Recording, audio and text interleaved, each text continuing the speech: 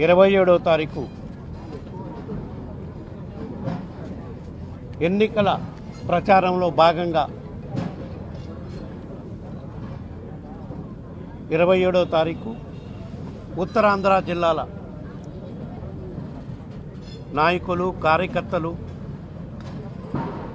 YSR Congress party సానుభూతి పరులతో సమావేశమయ్యేదానికి మా గౌరవ ముఖ్యమంత్రి జగన్మోహన్ రెడ్డి గారు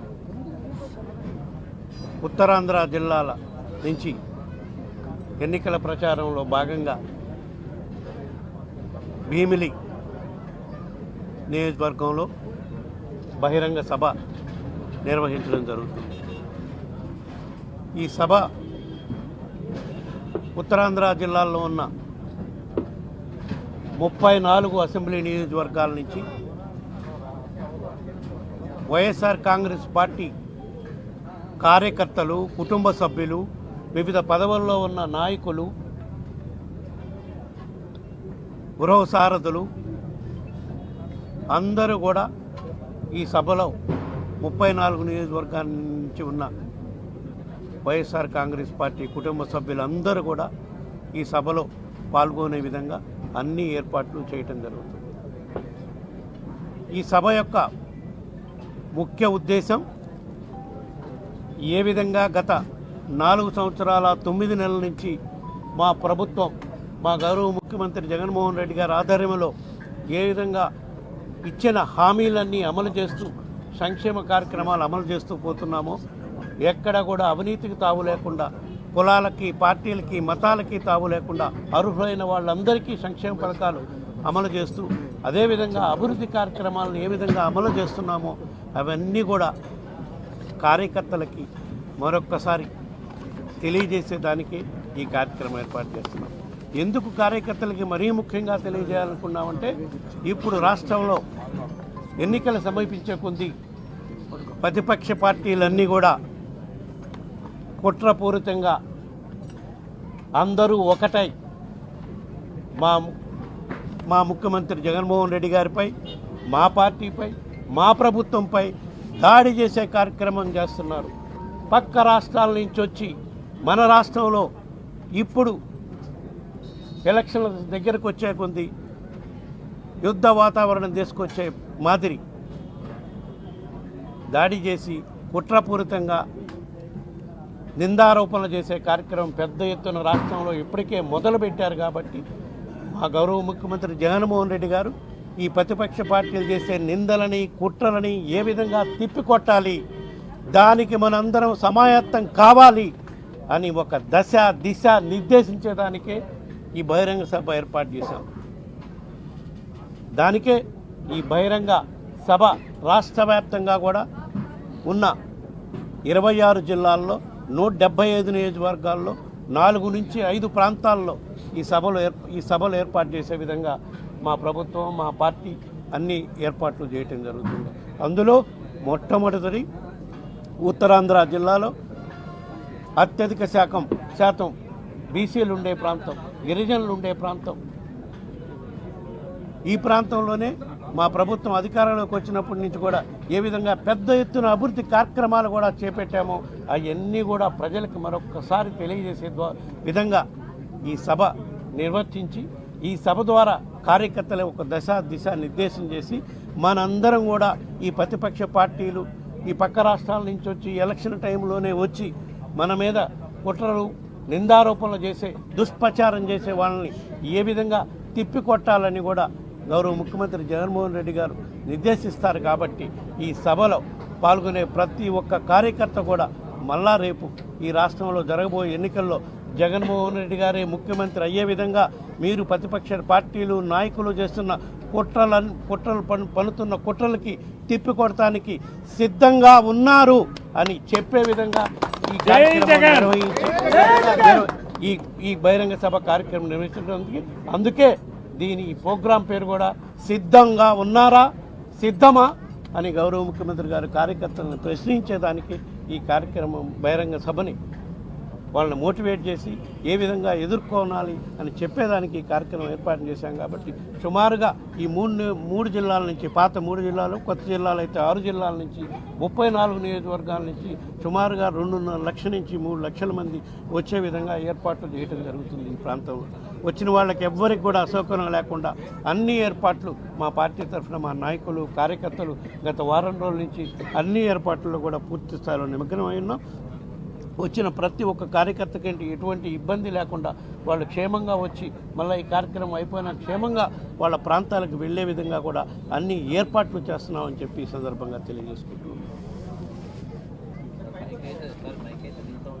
చూద్దాం ఎందుకు కాబట్టి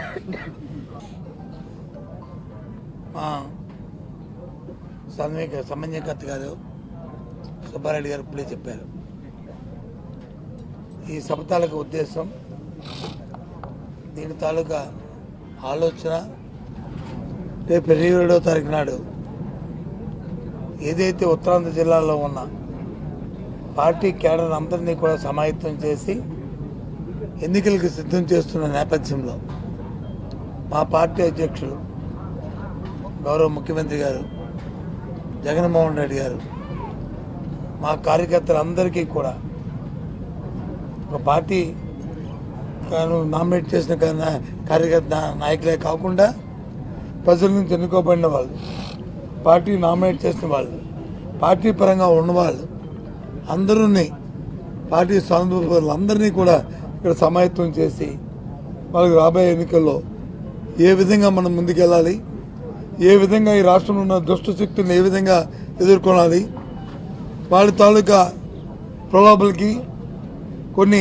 ఈ ముందున్న కొన్ని మీడియా తాలూకా వాళ్ళు చేస్తున్న దుష్ప్రచారానికి ఏ విధంగా మనం అడ్డుకట్టేయాలి, గత 4 సంవత్సరాలు 9 నెలల కాలంలో ఏ విధమైన రాష్ట్రాన్ని అభివృద్ధి సంక్షేమాన్ని 2 కళ్ళుగా ఏ విధంగా అభివృద్ధి చేస్తాం, ఏ విధంగా రాష్ట్రంలో ఉన్న 5 కోట్ల మంది ప్రజలకి కూడా వాళ్ళ జీవన విధానంలో మార్పులు తీసుకొచ్చాం, ఏ విధంగా వాళ్ళ తాలూకా ఆర్థిక పరిస్థితిని మెరుగుపరిచాం, వాళ్ళ పిల్ల పాప బాగా చదువుకోవడానికి, ఆరోగ్యంగా ఉండడానికి, దాంతోపాటు రైతుకి గిట్టుబాటు ధరని ఏ విధంగా ఇచ్చాం, అవన్నిటినీ కూడా ఒకసారి బేరీజ్ వేసుకుంటూ మళ్ళీ పార్టీ కేడర్ని అంతా కూడా సమాయత్తం చేస్తూ రేపు 27వ తారీఖు సభ జరగబోతుంది. ఎప్పుడు కూడా కడిగి విని జరగని రీతిలో మా ఉత్తరాంధ్ర జిల్లాలోనే కాదు రాష్ట్రం యావత్తు కూడా ఒక్కసారి చూసేటట్లు, మరి ఆలోచించేటట్లు ఇవాళ ఈ సభ నుంచి ఏర్పాట్లు చేస్తున్నాం. నిన్న ఇవాళ మొన్న ఈ 4-5 రోజుల నుంచి జిల్లాలో, నియోజకవర్గంలో అన్ని 34 శాసనసభ స్థానాల్లోనూ సమావేశాలు పెట్టాం. ఎక్కడ చూసినా సార్ పార్టీ కేడర్, మా ముఖ్యమంత్రి గారు వస్తున్నారు, మా పార్టీ అధ్యక్షులు వస్తున్నారు, వారు ఏంటి మనకి ఇచ్చే సందేశం ఏంటి, ఏ విధంగా మనం సమాయత్తం అవ్వాలి, ఏ విధంగా మనం ముందు ఇక రాబోయే ఈ రోజుల్లో మనం పోరాటం చేయాలి అనే ఓ దృక్పథంతో, ఓ నిశ్చయంతో కేడర్ అంతా ఉంది. ఇంకో 2 రోజుల్లో మీరే చూడబోతారు ఇదంతా కూడా. ఎందుకని ఏదో అత్యోక్తి కాదు చెప్తుంది. ఎప్పుడు కూడా ఈ రాష్ట్రంలో మొన్న జరిగిన సంక్రాంతి పండుగను మనం తీసుకున్న ఉదాహరణకి, ఈ రాష్ట్రంలో ప్రధానికం, ముఖ్యంగా మన ఉత్తరాంధ్రలో ఉన్న ప్రధానికం, ముఖ్యంగా రైతాంగం ఎంత సంతోషంగా వాళ్ళు పండుగలు జరుపుకున్నారో ఒకసారి బేరీజ్ చేసుకుంటే మనకు తెలుస్తుంది. రైతుకు వచ్చి పండిన పంటకి చేసిన 3 రోజుల్లోనే, ధాన్యం ఇచ్చిన 3 రోజుల్లోనే వాటి గిట్టుబాటు ధరని, వాళ్ళ డబ్బుల్ని వాళ్ళ ఖాతాలో వేయడం, అంతేకాకుండా అవినీతి లేకుండా, మధ్యవర్తులు లేకుండా ఏవైతే సంక్షేమ కార్యక్రమాలు ఉన్నాయో అక్కచెల్లెమ్మలకి అందించడం, దాంతోపాటు ఇంకా ఏ కార్యక్రమాన్ని తీసుకున్నా సరే అవన్నీ కూడా ఇవాళ ముఖ్యమంత్రి గారు చేసి ఇవాళ ముందుకు వస్తున్నాం. ఇవాళ మీ అందరి తాలూకా సాక్షిగా ఒక మాటను చెప్పబోతున్నాం. ముఖ్యమంత్రి మాటగా మళ్ళీ ఆయన చెప్పిన మాట మళ్ళీ ఉటకిస్తున్నాను.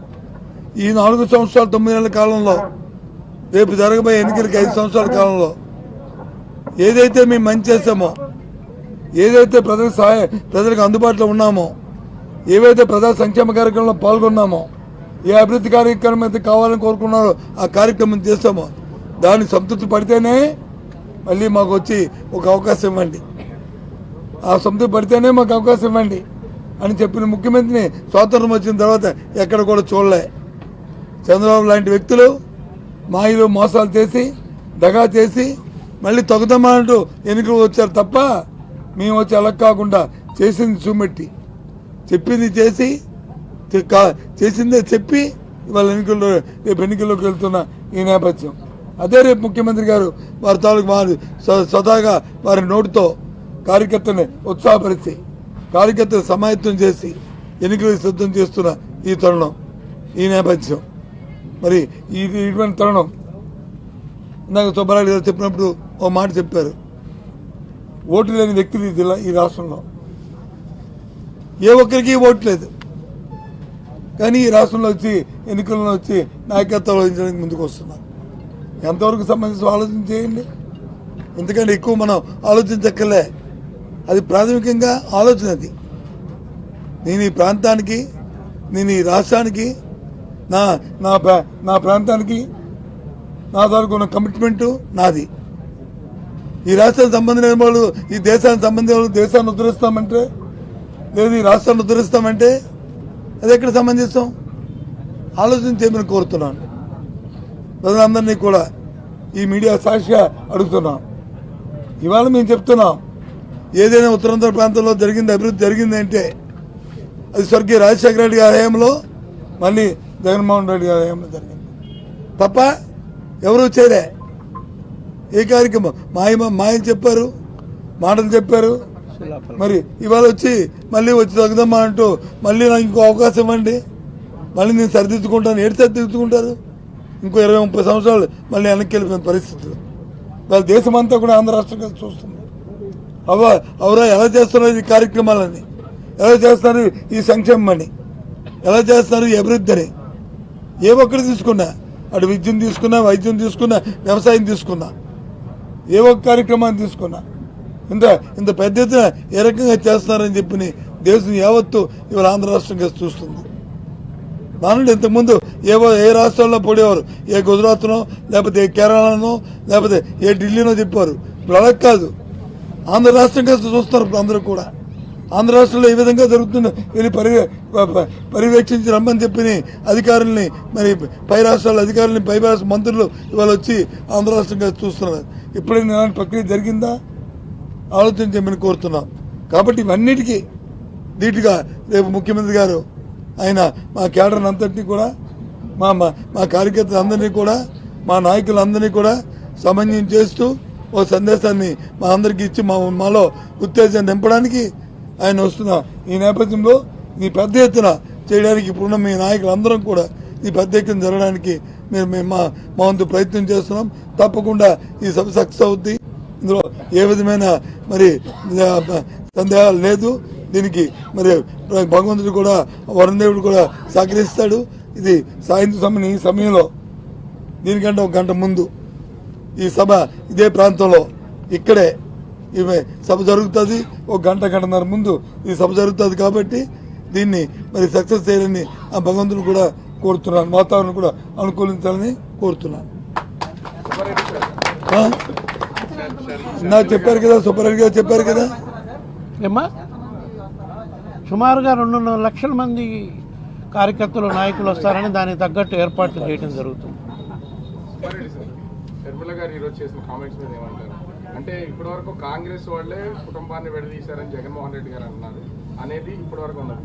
షర్మిల గారు మా కుటుంబాన్ని విడదీసింది జగన్ అన్నయ్య గారే, అది మాకు తెలుసు, దేవుడు తెలుసు, మా అమ్మకి తెలుసు. ఇప్పుడు ఏ పార్టీలో ఉంది అని చెప్పేసి చెప్తున్నారు. కాంగ్రెస్ పార్టీలో ఉంది ఆమె. కాంగ్రెస్ పార్టీని అన్నప్పుడు ఆమె రియాక్షన్ ఆ విధంగా ఉంటుందని మనం కొత్తగా ఇచ్చేయాల్సిన పనిలే. దేశమంతా తెలుసు కాంగ్రెస్ పార్టీ ఏ విధంగా రాజశేఖర రెడ్డి గారి మరణం తర్వాత రాజశేఖర రెడ్డి గారిని కుటుంబాన్ని ఇబ్బందులు పాలు చేసింది, ఏ విధంగా చంద్రబాబు నాయుడుతో చేతులు కలిపి కుట్రపూరితంగా కేసులు పెట్టి మా నాయకుడు జగన్మోహన్ రెడ్డి గారిని 16 నెలలు జైల్లో పెట్టారు. ఆ తర్వాత ఆయన పేరు ఛార్జ్షీట్లో పెట్టి కాంగ్రెస్ పార్టీ ఏ విధంగా ఆయన్ని అవమానపరిచిందో అవన్నీ ప్రజలు మర్చిపోరు. ఆ తర్వాత జరిగిన పరిణామాల్లో అయితే ఘోరం. రాష్ట్ర విభజన, రాష్ట్రాన్ని అడ్డగోలుగా ఈ రోజుకి మనకు రాష్ట్రంలో సరైన రాజధాని లేకుండా ఉన్నాము అంటే దాని నడి రోడ్డు మీద ఉన్నాము అంటే దానికి కారణం కాంగ్రెస్ పార్టీ. అట్టాటి కాంగ్రెస్ పార్టీలో చేరారా ఇది కుటుంబంలో సమస్యల్ని మీటింగ్లో చెప్పి అవన్నీ దానికి మనమే అన్నే బాధ్యుడు అని అంటే కూడా కరెక్ట్ కాదు. నువ్వు కాంగ్రెస్ పార్టీలో ఉన్నావు. కాంగ్రెస్ పార్టీ ఏ విధంగా విభజించింది, ఇదివరకు ఎప్పుడు ఏ విధంగా విభజించింది, ఇప్పుడు ఏ విధంగా విభజించింది, అవన్నీ కూడా ప్రజలు మర్చిపోరు.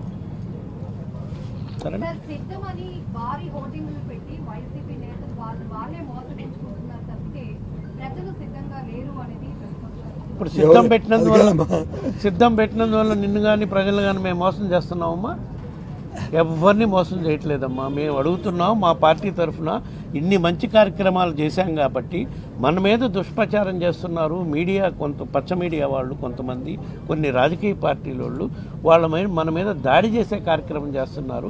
దాన్ని తీవ్రంగా తిప్పికొట్టాలి. కానీ దానికి మీరు సిద్ధమా అని మా కార్యకర్తలను మోటివేట్ చేసుకునే దానికే మేము ఈ కార్యక్రమం పెట్టుకున్నామమ్మా.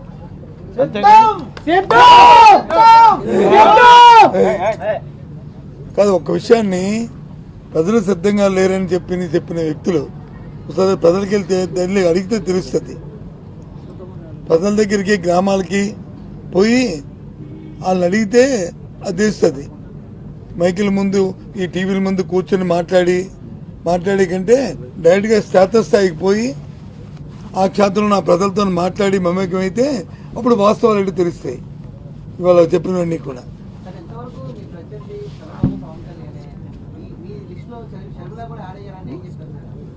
కాలేదు. కాంగ్రెస్ పార్టీకి ఈ రాష్ట్రంలో, బీజేపీ పార్టీకి ఈ రాష్ట్రంలో ఎక్కడ ఎన్ని శాతం ఓట్లు ఉన్నాయి గత 2 ఎలక్షన్ల నుంచి చూసాం. మేము కాంగ్రెస్ పార్టీగానే చూస్తాం కానీ అందులో పార్టీ అధ్యక్షుడు ఎవరా ఈ రాష్ట్రంలో అనే దానికి పెద్ద ఇంపార్టెన్స్ ఇవ్వాల్సిన అవసరం. ఓకే, రాష్ట్రంలో చాలా పార్టీలు ఉన్నాయి. కమ్యూనిస్ట్ పార్టీ కూడా, కమ్యూనిస్ట్ పార్టీ సిపిఎం ఉంది, లోక్సత్తా ఉంది, అన్ని పార్టీలు, బహుజన్ పార్టీ ఉంది, అన్ని పార్టీలు ఉన్నాయి. దానికే ఉంది. ఎన్నికలు వచ్చినప్పుడు అందరూ మాట్లాడతారు. కానీ రాష్ట్రానికి ఏ పార్టీ ఏం చేసింది, రాష్ట్రానికి ఏ నాయకుడు ఏం చేశాడు, ఆ న్యాయంలో ఏం చేశారు అనేది మన ముఖ్యం. ఇప్పుడు చేసింది ఒక్క విషయాన్ని రేపు ఎన్నికలు జరుగుతున్నప్పుడు ఒకే విషయాన్ని మా ముఖ్యమంత్రి గారు చెప్తున్నారు. ఓ పక్క వచ్చి గతందారీ వ్యవస్థ, ఒక వచ్చి సామాన్యుడి తాలూకా సంక్షేమం, అటు చంద్రబాబు నాయుడు తాలూకా 14 సంవత్సరాల్లో ఆయన చేసిన పరిపాలన, ఇటు 5 సంవత్సరాల్లో జగన్మోహన్ రెడ్డి గారు చేసిన సంక్షేమ పాలన, దానికి బేరేజ్ చేసుకుని అడగమంటున్నాం. అందులో అంతే తప్ప ఎవరిని మోసం చేయలేదు, ఎవరిని మాయ చేయలేదు, ఎవరిని దగా చేయలేదు.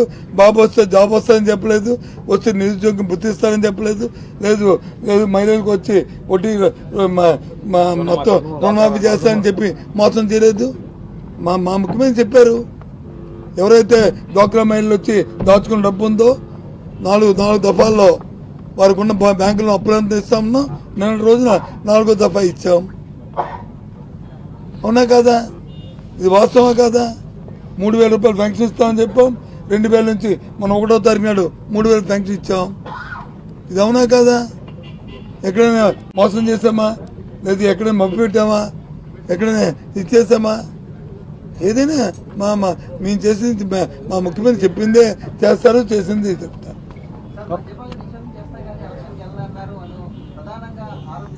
ఎలక్షన్కి వెళ్ళమని చెప్పి మేము చెప్పామా?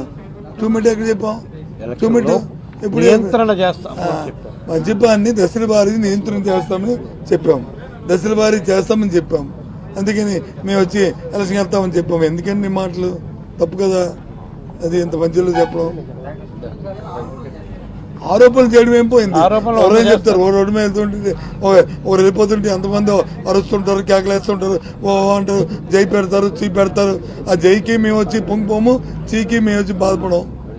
మాకు అల్టిమేట్గా మేము ఆన్సరబుల్ ప్రజలకి, రాష్ట్ర ప్రజలకి, వాళ్ళకి మేము అవుతాం.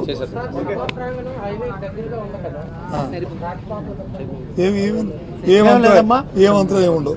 అన్ని ఏర్పాట్లు ఇక్కడ పోలీసు అధికారులను పిలిచి కూడా మాట్లాడటం జరిగింది.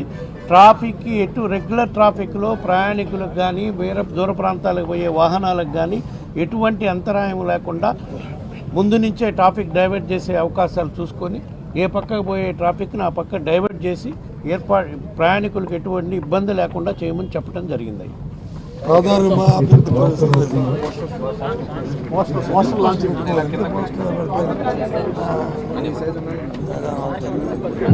చిన్న పోస్ట్ పోస్టర్ ఓపెనింగ్ తర్వాత సాంగ్ ఓపెనింగ్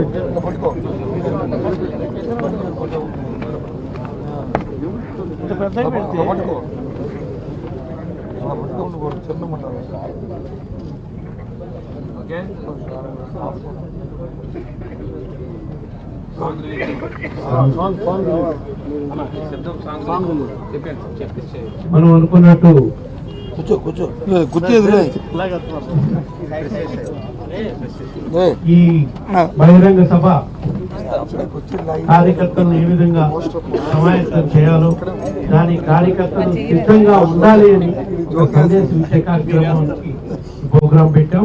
దానికి ఒక సాంగ్ కూడా మా పార్టీ ప్రిపేర్ చేశారు. దాన్ని లాంచ్ చేసే కార్యక్రమం